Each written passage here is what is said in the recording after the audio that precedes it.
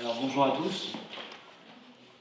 Nous on est un projet qui n'est pas exclusivement français, on se rattache à un projet qui est plus global, qui s'appelle Démocratie OS, et nous on est juste la branche française de ce projet-là.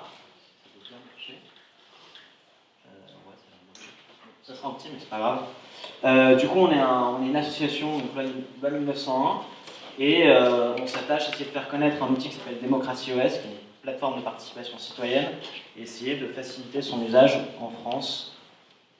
Ouais, ça marche pas maintenant.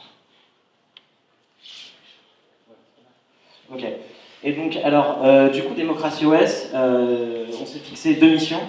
C'est la première, donc, c'est de donner de la visibilité à la plateforme en créant des débats nationaux sur les lois qui sont un petit peu chaudes en ce moment, donc, par exemple le projet de renseignement, la loi sur la réforme, le décret sur la réforme des collèges, et aussi, du coup, vu qu'on donne une visibilité à cet outil, essayer de le rendre disponible à un maximum de personnes en créant une version française qui soit stable, facilement exploitable et sécure. Donc on a des développeurs à l'intérieur de notre association, donc vous pouvez nous contacter si vous avez un projet pour faire participer des citoyens, que ce soit une association, un mouvement politique, un parti politique, une ville ou même le gouvernement pour être à l'âme. N'hésitez pas à nous contacter, on se rend disponible et on est prêt à monter les projets que vous avez en tête en vous appuyant aussi bien techniquement mais aussi avec tout le savoir qu'on a pu récolter grâce aux différentes instances qui existent dans le monde de Démocratie OS. Alors, pour la plateforme, on va passer très vite dessus. C'est une plateforme qui est faite pour être le plus simple possible. C'est très très slick comme interface. C'est tout en JavaScript, c'est web responsive. C'est, comme on l'a dit au début, c'est un projet qui est en open source, donc vous pouvez trouver vraiment tout le code source sur GitHub. À partir de là, nous, ça nous permet aussi d'avoir des feedbacks des développeurs s'ils veulent vraiment apporter leur cœur au projet. Et il y a des features qu'on veut commencer à installer progressivement dans le site. Donc forcément, c'est pour ça qu'on va avoir besoin de personnes qui vont être prêtes à mettre un peu de main à la pâte et puis nous aider à développer justement ces différents add-ons qu'on peut rajouter. On va en parler plus tard en fait.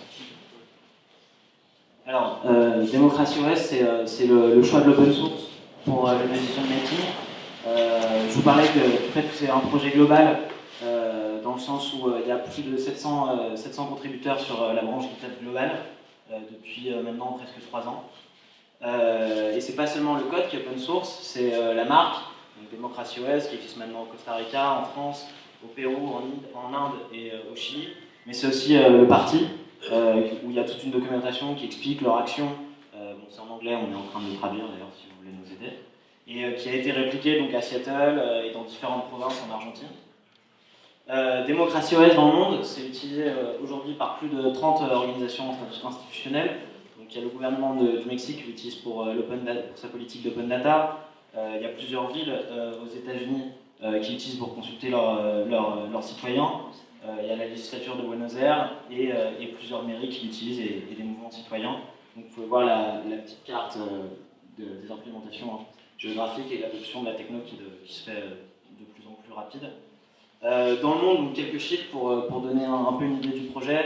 C'est à peu près 17 000 citoyens, donc 13 000 validés. Ça réunit 36 000 votes, 623 projets de loi, plusieurs partages, 5 000 arguments et 800 réponses à des arguments. Pour vous donner un projet un peu plus micro de ce que ça peut représenter un projet de loi à l'échelle locale, un petit peu comme Nossa Cidades qu'on a pu présenter. Ça, c'est quelque chose qui s'est fait à Buenos Aires avec le Parlement de la ville, où ils ont pris une vingtaine de projets de loi des différents courants politiques, sur lesquels les citoyens ont voté pour savoir lesquels pour désigner 3 projets de loi qui leur tenaient à cœur, et ensuite débattre avec des arguments et des votes sur des petites sections de chaque loi. Et ce qui est très intéressant, c'est que ça a généré pas mal de participation, notamment parce que les politiques se sont compromis avec la plateforme, et à la fin, il y a une loi sur les horaires des infirmières qui ont été adoptées. Alors, nous actuellement, qui est-ce qu'on est? En fait, on est, comme on l'a expliqué au début, on est la branche française de Démocratie OS. Donc, à la base, c'était un projet qui a été lancé en octobre dernier, à peu près. Que je ne sais pas, c'est bon. En France, oui. En février. Ah oui, c'est si récent. Non, bref, ça fait vraiment pas longtemps. Et on s'est juste regroupé en fait une team d'étudiants et de moins étudiants, des jeunes et des moins jeunes en fait. Et chacun en fait, ce qui est vraiment intéressant, c'est qu'on a tous des compétences très très différentes. Ça va de la philosophie à l'économie, en passant on a un ingénieur, on a un développeur web. Enfin bref, on essaie en fait tous de donner un petit peu nos compétences et nos skills pour que le projet fonctionne le mieux possible. Donc c'est un petit peu aussi notre point ici, c'était de vous dire si vous savez que vous avez une compétence à apporter à ce projet-là, n'hésitez pas à venir nous voir parce qu'on a justement besoin de ces compétences-là pour pouvoir progresser plus rapidement, pour pouvoir avancer, pour pouvoir développer notre interface, notre plateforme. Ensuite, on parlait tout à l'heure justement des besoins en termes de développement. On a deux projets principaux sur lesquels on veut vraiment travailler en ce moment. C'est d'abord le proxy voting et ensuite le blockchain support, ou blockchain voting aussi. J'explique très rapidement ce que c'est. Le proxy voting, c'est le concept de dire, mettons qu'il y a une loi sur la médecine qui va passer à l'Assemblée nationale. Moi personnellement, je ne connais rien du tout en médecine. Je vais peut-être m'adresser à mon médecin qui, lui, en fait, a une formation en médecine, mais aussi qui s'intéresse beaucoup à la politique et qui, à mon sens, a des idées qui se rapprochent des miennes et qui les exprime beaucoup mieux parce qu'il a la connaissance technique pour pouvoir expliquer les raisons pour lesquelles il veut voter pour ou contre telle loi. Bon, moi, je peux lui décider de lui reporter mon vote. Donc ça va être du proxy voting, c'est-à-dire que je vais lui accorder mon vote pour une loi précise, pour une circonstance précise, et nous, notamment dans notre plateforme, ça nous aiderait à avoir un pool de personnes qui seraient représentées non pas chacun individuellement par leur vote, mais par une agrégation de votes que les gens vont déléguer à une personne qui correspondrait plus à, comme je disais tout à l'heure, à leur perception.